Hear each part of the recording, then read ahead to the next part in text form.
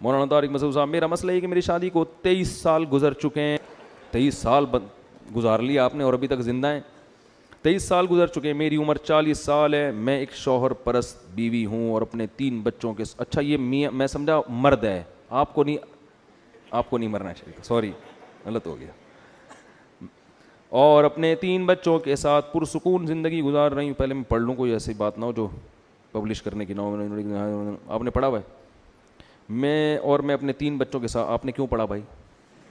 کسی کا خطا آپ کیوں پڑھ رہے ہیں نا, غلط ہے نا. ہر آدمی ہر ایک اس لیے تو نہیں لکھتا کہ سب پڑھ لیں اس کو.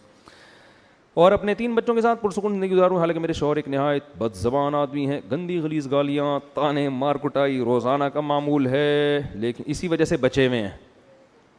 غلط آدمی بچ جاتا ہے ٹھیک ہے نا, وہ بیوی کو مار دیتا ہے. دونوں میں سے ایک مرتا ہے, یاد رکھو, جب بھی شادی ہوتی ہے نا دونوں میں سے ایک پہلے مرے گا. تو وہ تو آپ کہیں گے وہ ظاہر ہے مرے گا پہلے, لیکن وہ دوسرے کی وجہ سے مر رہا ہوتا ہے. اگر یہ پہلے مرا سمجھو اس نے مارا ہے, وہ پہلے مری سمجھو ٹینشن دے کے اس نے مارا ہے. وہ لطیفہ سنا ہے نا, ایک لطیفہ سناتا ہوں, پہلے یہ پڑھ لوں پرچہ.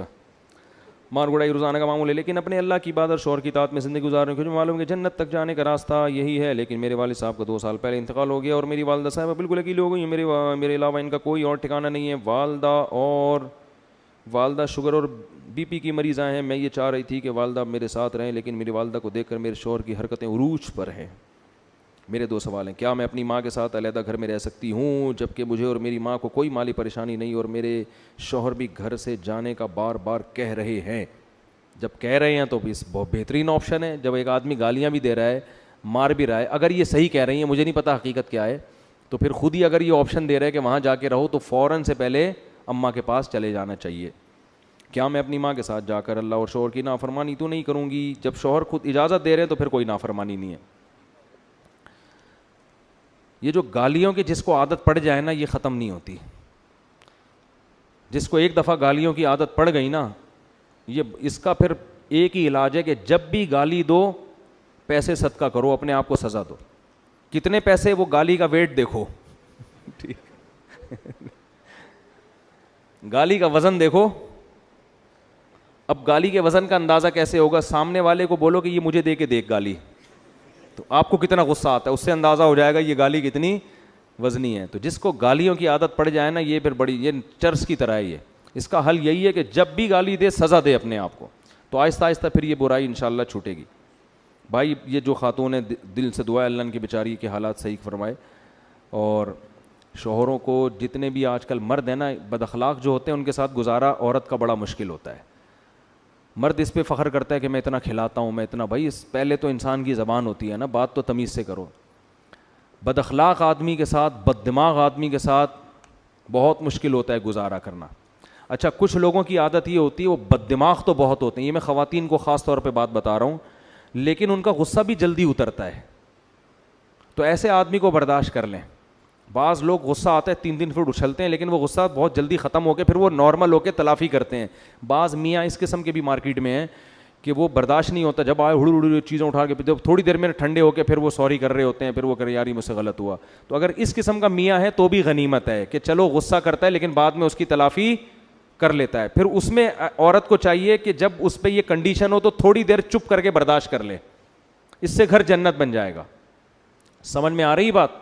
اور آج کل اس قسم کے میاں مارکیٹ میں بہت زیادہ پائے جاتے ہیں, کیونکہ برداشت کی قوتیں لوگوں میں ختم ہو گئی ہیں. وجہ اس کی کمزوری ہے. خوراکیں بیکار قسم کی کھا رہے ہیں, طبیعت, دل بھی کمزور ہے, اعصاب بھی کمزور ہیں, تو ہر آدمی ذرا سی بات پہ ایک دم بھڑکتا ہے. تو یہ وہ بھڑکنا اصل بھڑکنا نہیں ہوتا, یہ وقتی طور پر ایک جوش و خروش ہوتا ہے, اچھل 2-4 کلابازیاں کھا کے ٹھنڈا ہو جاتا ہے ایک دم تھوڑی دیر میں. اس دوران اگر عورت نے بھی اسی طرح بھڑکنا شروع کر دیا تو پھر طلاقوں تک نوبت پہنچتی ہے, معاملات بگڑتے ہیں.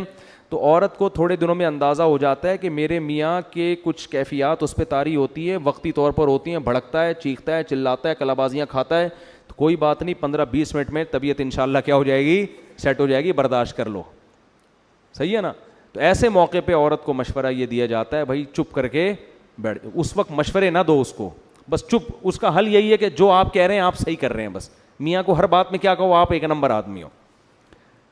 تو جب وہ غصہ اترے گا نا اس کا, تو پونا گھنٹے 1 گھنٹے میں وہ کیا بن جائے گا, انسان کا بچہ. اس مرد کو یہ جب گھر بسانے والا آدمی ہوتا ہے اس کو احساس ہو جاتا ہے یار کچھ زیادہ ہو گئی ہے, تو پھر وہ باہر جائے گا, 2 گٹکے لے کر آئے گا اپنے لیے اور 1 آپ کے لیے. یہ ہوتا ہے گٹکا یا کوئی بھی چیز. اسی طرح عورت کا بھی معاملہ ایسا ہے, بعض عورتیں اعصابی کمزور ہوتی ہیں, اچانک غضبناک ہو جاتی ہیں, تو مرد گھر میں یہ اندازہ لگا لیتا ہے کہ بھائی اس کے جو ہے نا سیٹنگ کبھی کبھار کیا ہوتی ہے, آؤٹ. تو اس کو یہ پتہ ہوتا ہے کہ یہ تھوڑی دیر میں پھر نارمل بھی ہو جاتی ہے. تو ایسے موقع پہ آدمی کو بھی چاہیے کہ وہ تھوڑی دیر کے لیے برداشت کر لے.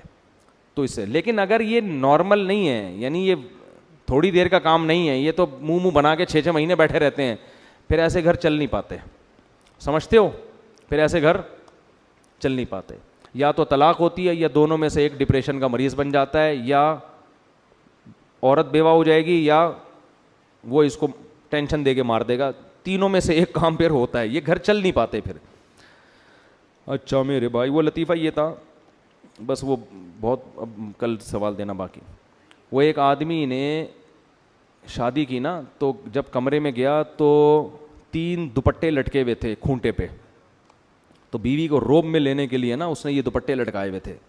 کھونٹے ٹوٹل 4 تھے اور 3 کھونٹوں پہ دوپٹے لٹکے ہوئے تھے. تو بیوی نے یہ ایک سیاست سے کام لیا نا اس نے, پہلی رات ہے روب میں لے لوں گا.